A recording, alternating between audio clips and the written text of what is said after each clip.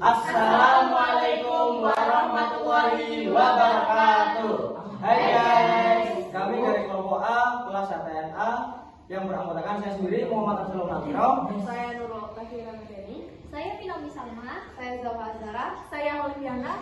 Dan pada kesempatan kali ini kami akan mereview ulang kasus yang berjudul Misteri di balik kasus Sambo dalam penelusuran opini dan fakta. Yang pertama ada latar belakang. Kasus ini melatar belakangi yaitu pembunuhan berencana dengan dalam pembunuhan seorang jenderal polisi bintang 2 bernama Ferdi Sambo. Dengan korban seorang anak muda yang berbakti kepada keluarga dan bersih dari kelakuan tercela bernama Nofriansyah Yosua Huta Barat. Demi memenuhi rasa keadilan terhadap korban, maka vonis hukuman mati terlihat sebagai ganjaran yang paling pantas. Hukuman mati terhadap Ferdi Sambo semakin bisa dimengerti karena pelaku pembunuhan berencana adalah penegak hukum yang seharusnya menjadi pelindung masyarakat. Hukuman mati makin dimaklumi karena Ferdi Sambo pun berusaha menghilangkan jejak dan skenario drama aksi baku tembak yang gagal. Kasus Irjen Ferdi Sambo mengakibatkan hilangnya nyawa Brigadir Nofriansyah Yosua Huta Barat alias Brigadir J begitu menyita perhatian publik di Indonesia.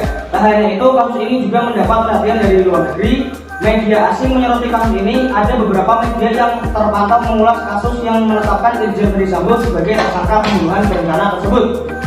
Berita tersebut memuat pernyataan Kapolri Jenderal Listio Sigit Prabowo yang menetapkan Irjen Ferdi Sambo sebagai tersangka. Mereka juga menuliskan momen jumpa pers Kapolri yang didampingi 6 jenderal polisi Putri et al. 2024. Oke, kemudian yaitu hasil dan pembahasan dari kasus ini. Yang pertama yaitu intervensi dari personel Biro Pemain Divisi Proma.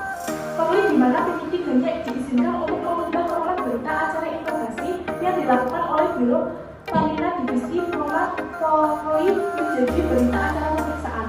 Sekitar pukul 13 menit, penyidik bersama saksi diarahkan oleh personel Prof.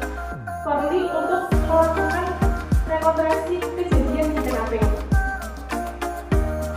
Para saksi menuju rumah Sambo dan pada saat yang bersamaan personel Biro Pembina TKP yang memerintahkan untuk mengganti hard disk CCTV yang berada di pos satpam 23. Kemudian diamankan oleh Polri. Oke, selanjutnya yaitu kejanggalan ini yang mendorong pihak keluarga Brigadir J melalui kuasa hukumnya yang melaporkan dugaan atas pembunuhan berencana. Tim kuasa hukum yang diwakili oleh Kamarudin Simanjuntak melaporkan dugaan tersebut ke Polri pada Senin 18 Juli 2022. Di hari yang sama, Kapolri Jenderal Listio Sigit Prabowo menonaktifkan Irjen Pol Ferdi Sambo dari jabatan Kadif Polri dengan tujuan agar penyelidikan dan penyidikan oleh Timnas. Ferdi Sambo dari jabatan Polri dengan tujuan agar penyelidikan dan penyidikan oleh Timsus Polri dalam mengungkap kasus tewasnya Brigadir J berjalan lancar secara transparan. Kemudian yaitu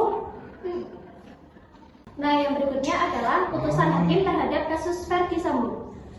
Jaksa penuntut umum menuntut Ferdi Sambo dengan hukuman seumur hidup pada tanggal 17 Januari 2023. Di Pengadilan Negara Jakarta Selatan, jaksa menilai hukuman seumur hidup pantas bagi Sambo karena ia menghilangkan nyawa manusia dan tidak mengakui perbuatannya. Majelis Hakim Pengadilan Negara Jakarta Selatan memvonis mati Ferdi Sambo pada tanggal 13 Februari 2023. Namun Ferdi Sambo menolak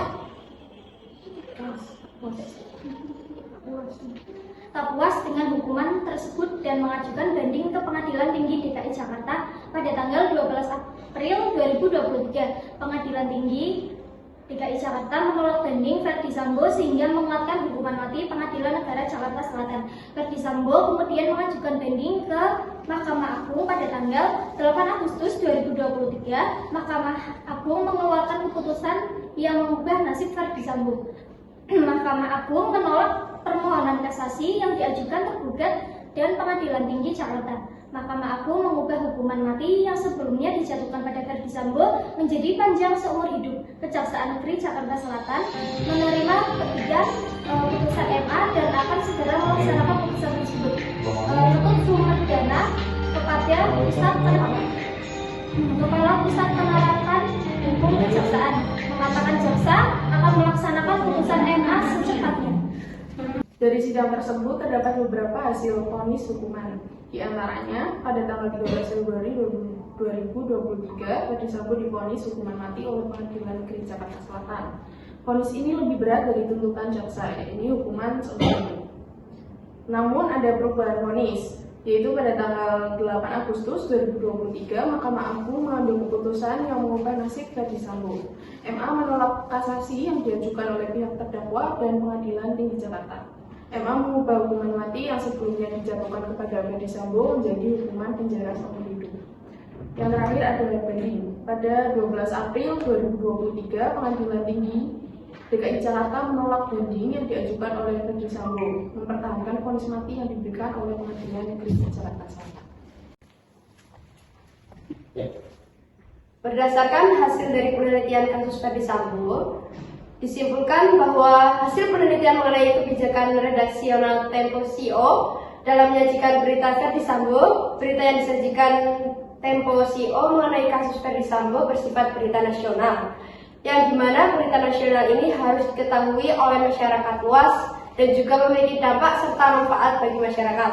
Pada Tempo.co nasional ini membahas berita-berita nasional terbaru dan terkini mengenai pemerintah, hukum, politik, kriminal, pendidikan, dan peristiwa yang terjadi di Indonesia.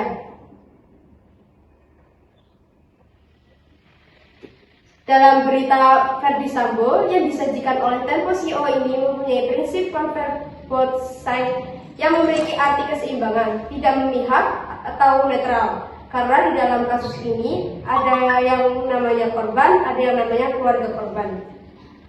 Bahwasanya apa yang Tempo.co tertulis saja ujung-ujungnya adalah keadilan bagi keluarga korban.